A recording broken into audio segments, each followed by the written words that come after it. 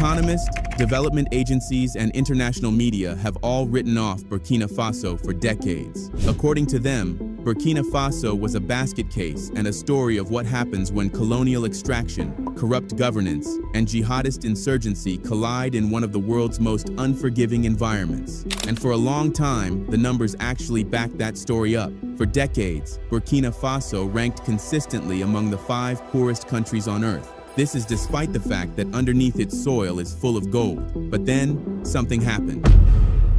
In September 2022, a 34-year-old military captain named Ibrahim Traore staged a coup. And now, 3 years later, gold production has hit a historic record. The country declared food self-sufficiency for the first time in nearly 40 years, and a $64 billion national development plan was launched, with 2/3 of the funding coming from domestic sources. The world's development experts definitely did not see this coming. So, today, we are going to explain exactly how a 34-year-old military captain in one of the most hostile security environments on the planet began to turn one of Africa's poorest nations around. Let's get into it. When Captain Traore took over power in Burkina Faso was in a pretty bad state. The poverty rate measured at the International Extreme Poverty Line was around 27.7%, representing 6.4 million people. This means more than a quarter of the population was still trapped in extreme poverty when Traore came to power, and the security situation was even more catastrophic.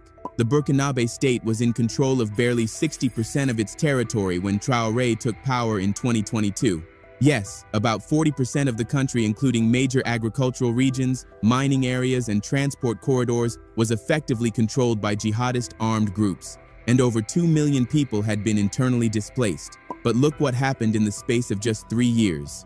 GDP growth is estimated at 5.3% at December 2025, compared to 4.8% in 2024. Gold production reached 94 tons in 2025, compared to 61 tons in 2024, driven by the formalization of artisanal and semi-mechanical gold panning and the resumption of industrial production.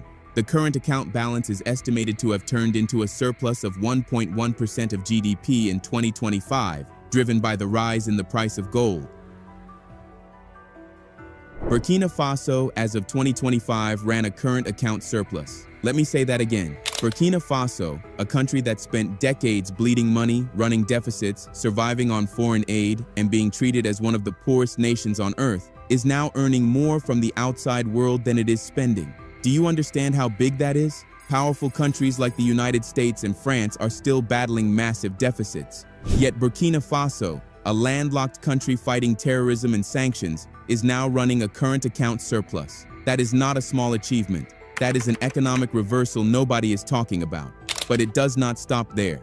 In June 2025, the Burkinabe government nationalized 5 foreign-owned gold mining assets.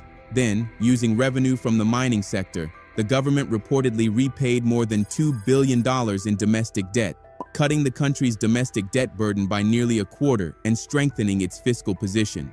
Imagine that. More than $2 billion of debt wiped from the books. And while the gold was changing the economy, agriculture was changing the country from the ground up. Traore announced that Burkina Faso reached food self-sufficiency in 2025 through improved seeds, farmer subsidies, mechanization, and national farming campaigns. For the first time in nearly 40 years, Burkina Faso achieved food security in cereal production. The last time something like this happened was under Thomas Sankara, and that is why this moment is bigger than statistics. It is history repeating itself, only this time, the world is barely paying attention. But perhaps the most important achievement of all is security. For years, Western media continued to portray Burkina Faso as a country collapsing under terrorism and chaos. And yes, the security crisis is still very real. But what is rarely mentioned is that under Ibrahim Traore, the Burkinabe military dramatically expanded its territorial control. By the end of 2025, Traore's government claimed to have regained control of nearly 75% of the country's territory. Think about what that means for a moment. That represents roughly a 15 percentage point increase in territorial control in one of the most dangerous conflict zones on the African continent. And this is something France, despite spending nearly a decade in the Sahel, deploying thousands of troops and pouring billions of dollars into military operations, failed to achieve.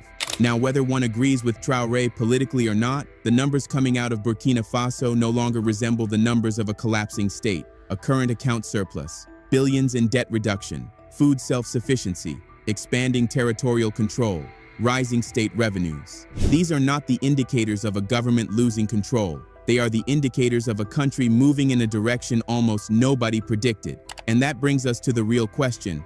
How did Ibrahim Traore achieve all of this? What strategy did he use to transform Burkina Faso so quickly? And perhaps most importantly, what can the rest of Africa learn from it?